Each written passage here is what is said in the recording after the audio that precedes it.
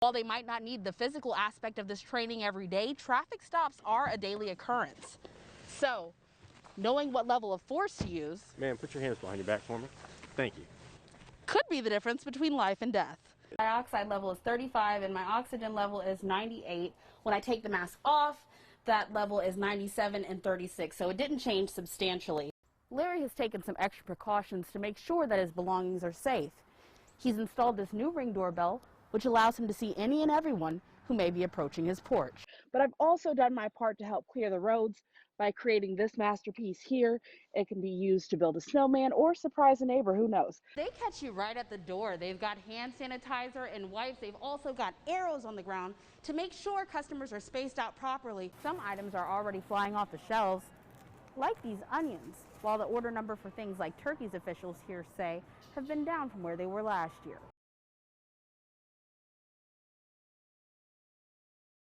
Although there have been about 40 shootings with injury this year, according to Roanoke City Police, they do say the best way to keep Roanoke safe is to cooperate. We must work together and reject the premise that gun violence is an acceptable response under any circumstance. According to Roanoke City Police, 91% of homicides this year have been gun-related. If we're getting information that will put us on these violent offenders, we absolutely want to target them and take them off the street and put them in custody where they belong. Police say in 2018 there were 127 aggravated assaults. Last year there were just 112. With 3 months left in 2020, there have already been 132. We'll use every means available to us to specifically focus on those individuals who choose to engage in this violent lifestyle. Fighting back, officers and investigators are looking deeper into search warrants. I'm frustrated and angry. Law enforcement officials revealed through a 2-week operation, more than 200 warrants were served. 138 suspects were arrested through those warrants, and 18 firearms were seized. To the members of our community who are dealing with violent behavior and criminal activity in your neighborhoods, this is your city. The street sweeper operation ended officially September 24th, but agencies have said they are going to continue working together for future operations, continuing their fight against gun violence. Live and local in Roanoke, Alexandria Savage, WFXR News. Lynn, the judge says Macton Saunders is free to go, and according to court documents, his hearing had been pushed back 5 times, but now the final verdict is in, and the prosecution has decided to abandon those charges. If you take a look at this video here, Macton Saunders is in the blue hat. June 2nd, protesters left Lynchburg because of curfew restrictions and headed to this Sheetz in Campbell County, just outside of city limits. Out of dozens of protesters at Sheetz, he was arrested almost immediately. Prosecutors today claimed they were unable to get in touch with a witness, and that's why they chose to abandon the charges. Saunders says he is still wondering what he did wrong. I was involved in peaceful protests. I mean, it wasn't no violence on my behalf. So that's what I wanted to know. What did I do wrong? Saunders says he was out within 2 hours, but he sees the whole arrest as pointless. He doesn't know why it happened to him. I asked Saunders if he regretted going out to protest with his community, and he said no. He says he has no intention of letting injustice slide here in Lynchburg. Live and local here in Lynchburg, Alexandria Savage, WFXR News.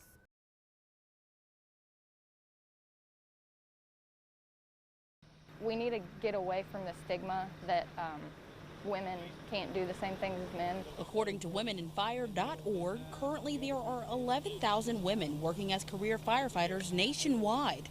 That includes the 2 who were training today right here in Roanoke. The commitment, compassion, and courtesy to the city of Roanoke, that's all that matters. Battling smoke get in, get out quick, and flames with their male counterparts. Second floor access is right there. My family doesn't live around here, but the family I have now are the people I work with. Currently, there are 7 uniformed women working for the department, but department officials say they want to see more. The physical aspect of this job, though, is grueling. This pack alone weighs about 40 pounds. You got to adapt to it. It's just what we do is we go through a grueling 22-week recruit school, so it teaches you how to do it. Both are mothers joining the force to help others and inspire children like their own. I have a daughter, and I want her to know that when she grows up, she can be anything she wants to be. Every year, the number of female recruits on average ranges from just 0 to 2. It's always few and far between, but you know, it takes the strongest to get through, and it doesn't matter who you are. As long as you can get the job done and go home to your family, that's all that counts. Making their work count and paving the way for others. Local in Roanoke, Alexandria Savage, WFXR News. Sleep-In staff say that 90% of the people staying here are locals and that their phones have been ringing off the hook. And those that are from out of town say because of the weather, they're finding it impossible to find a place to stay for more than one night. Come on, buddy. We came down here because I work closer to here. So we've been in hotels since Saturday night. And we've jumped from hotel to hotel because of limited availability in the rooms. And this is our, third hotel? And then we have one more after this. Father of 4, Jeremiah Bunker, and his wife have traveled about 300 miles since their power went out. We have no power right now. There's some lines down. There's a line down in the street across from our house. With children in tow. Getting them all together, packing, unpacking, you know, getting food and supplies and different things like that. So yeah, it can be very frustrating. And they have no idea when their power will be back. My biggest concern is coming back home, and we already have some trees down on the side of our house.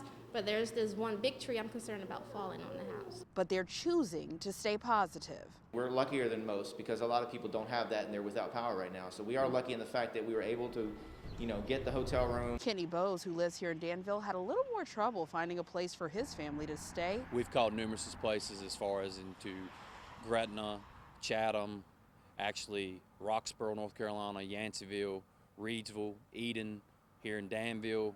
Everything is completely booked. And the prices, he says, are up. Hotel rooms are pretty much booked, and the fare is up probably another 20-30% on top of what the original fare is. Now, Bowes says he was able to find a place to stay for his family tonight, but tomorrow the search continues. Local in Danville, Alexandria Savage, WFXR News.